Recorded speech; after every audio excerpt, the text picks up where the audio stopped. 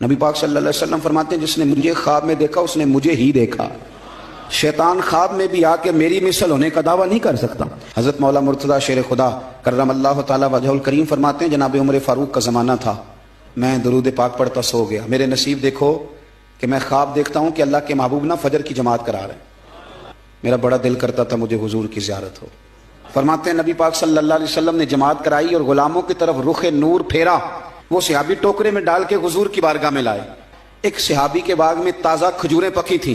نبی پاک صلی اللہ علیہ وسلم نے ایک کھجور اٹھائی اور اٹھا کے منہ میں رکھی. پھر حضور صحابہ کو دینے لگے. فرماتے ہیں قربان جائیں نمبر میرا بھی لگ گیا. کھجور کھائی، کچھ کھجور کا مزہ تھا، کچھ دست مصطفیٰ کا مزہ تھا. فرماتے ہیں بڑا ہی مزہ آیا، بڑا ہی سرور آیا. دل کرتا تھا کھجور ایک اور ملے، لیکن سب کو ایک ایک مل گئی تھی. ادب کا تقاضا یہی تھا کہ میں بھی دوسری کا سوال نہ کروں. ابھی کھجور کھا ہی رہا تھا کہ میری آنکھ کھل گئی. دل کرتا تھا آئی یا رات وصال دیوالی تے ربا رات مکن نہ دیویں. فجر کی اذان ہو گئی. فرماتے ہیں میں اٹھا تو کھجور کا ذائقہ ابھی بھی میرے منہ میں موجود تھا. فرماتے ہیں دل گرفتہ. کہتے ہیں بھارا دن چڑھ گیا، اذان فجر ہو گئی، صبح صادق طلوع ہو گئی. میں اٹھا، وضو کیا، سنت ادا کی، مسجد میں جا کے نماز کے انتظار میں بیٹھ گیا. اتفاق دیکھیں، فرماتے ہیں فاروق اعظم جماعت کرانے آئے کہ حضرت عمر نے بھی وہی صورتیں نماز میں شروع کر دیں جو رات خواب میں حضور نے نماز کے اندر پڑھی. میں سمجھا یہ اتفاق ہے. لیکن جناب فاروق اعظم نے جب نماز پڑھا کے سلام پھیر کے لوگوں کی طرف رخ کیا تو کھجوروں کا ٹوکرا بھی آ گیا. میں نے سمجھا یہ بھی اتفاق ہے. فرماتے ہیں عمر نے ایک کھجور اٹھائی اور باقی بانٹنے لگے، اور عمر نے ایک کھجور مجھے بھی دی. کھجور میں نے کھائی، مزہ مجھے بڑا آیا. کہتے ہیں میں نے فوراً کہا عمر ذرا ایک دینا، ایک کھجور اور دینا. فرماتے ہیں فاروق اعظم نے اٹھائی، میں سمجھا ملنے لگی ہے، اٹھائی، اور جب حضرت فاروق اعظم نے کھجور بڑھائی اور پکڑا کسی دوسرے صحابی کو دی اور مسکرا کے میری طرف دیکھا. فرمانے لگے علی یوں تو نہ کر یار، اگر رات کو تو حضور سے دوسری لیتا تو میں بھی سویرے تجھے دوسری دے دیتا. میں آپ کو ایک بات عرض کروں، شاید میں سارا دن ہی وظیفے بتاتا ہوں.